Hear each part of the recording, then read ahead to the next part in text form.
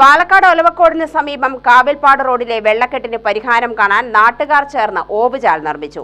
Railway ഗേറ്റിന് സമീപം കാവിൽപ്പാട്ടേക്കുള്ള റോഡാണിത്. നാട്ടുകാർ സ്വയം പണം സ്വരൂപിച്ചാണ് നിർമ്മാണം നടത്തുന്നത്. പരിസരത്തെ റോഡ് കീറി ചാൽ നിർമ്മിക്കുകയാണ്. 1.5 അടി വ്യാസത്തിലും 16 മീറ്റർ നീളത്തിലുമാണ് ചാൽ നിർമ്മിക്കുന്നത്. ഇതിനെ അടുത്ത അഴുക്ക് ചാലുമായി ബന്ധിപ്പിച്ച് വെള്ളം ഒഴുക്കിവിടുകയാണ് ലക്ഷ്യം. പഞ്ചായത്തിന്റെ പദ്ധതി കാലതാമസം നേരിടുന്നത് ഒഴിവാക്കാനാണ് നാട്ടുകാർ ചേർന്ന് പണം സ്വരൂപിച്ച് നിർമ്മാണം നടത്തുന്നത്. 40,000 രൂപയാണ് പിരിച്ചെടുത്തത്. ഇതോടെ സമീപവാസികൾക്ക് വലിയ ആശ്വാസമാകുമെന്ന് തൊഴിലാളികൾ പറഞ്ഞു.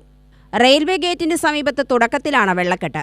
താഴ്ന്ന പ്രദേശമായതിനാൽ മഴക്കാലത്ത് വെള്ളം കെട്ടിനിൽക്കുന്നത് പതിവാണ്. ഗതാഗതം മുടങ്ങുന്നതും പതിവായിരുന്നു. മേഖലയിലേക്കുള്ള ഏക വഴിയാണിത്. റെയിൽവേ അനുമതി ലഭിക്കാത്തതാണ് നിർമ്മാണം വൈകാൻ കാരണമെന്ന് പുതുപ്പരിയാരം പഞ്ചായത്ത് സ്ഥിരം സമിതി അധ്യക്ഷൻ ജയപ്രകാശ് അറിയിച്ചു.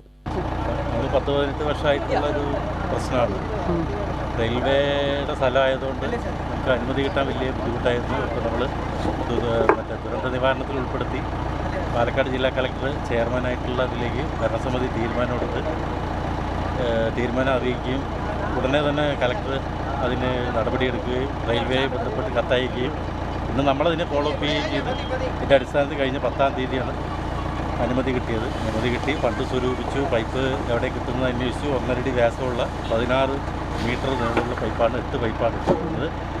കാവിൽപ്പാടിലെ പരമാവധി എല്ലാ ആളുകളും ഇതിന് സഹകരിച്ചിട്ടുണ്ട്. പൈസ ചോദിക്കുമ്പോൾ ആരും മടി പറഞ്ഞില്ല, എല്ലാവരും തന്നു. പഞ്ചായത്തിൽ പദ്ധതി വെച്ച് അംഗീകാരം മേടിച്ച് ചെയ്യാനുള്ള കാലതാമസം എന്തായാലും വരും. അതുകൊണ്ടാണ് നാട്ടുകാരെല്ലാവരും കൂടെ ചേർന്ന് നാട്ടുകാരെല്ലാവരും ഫണ്ട് സ്വരൂപിച്ചിട്ടാണ് നമ്മൾ ഫണ്ട് കണ്ടെത്തിയത്.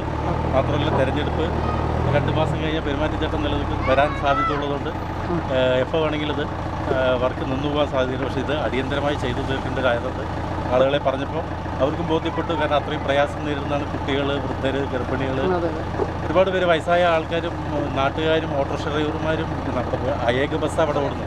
അവരുടെ 1 ലക്ഷം രൂപ നഷ്ടപ്പെട്ട് വെള്ളം കയറി. ഞങ്ങളുടെയൊക്കെ വണ്ടിയുടെ ലൈനർ എല്ലാം ഡാമേജായി, 2 വീലറുകൾക്ക് കംപ്ലൈൻ്റ് ആവാൻ തുടങ്ങി. എന്തായാലും ഇപ്രാവശ്യം ചെയ്തേ ഇരിക്കുള്ളൂ എന്നുള്ളൊരു വാശിയിലാണ്. തർക്കങ്ങളും പ്രശ്നങ്ങളൊക്കെ കാലത്തുണ്ടായി.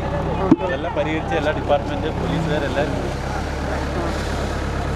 റോഡ് നിർമ്മാണത്തിനായി 16.3 ലക്ഷം രൂപ ചെലവിൽ പദ്ധതി രൂപീകരിച്ചതായും അദ്ദേഹം പറഞ്ഞു.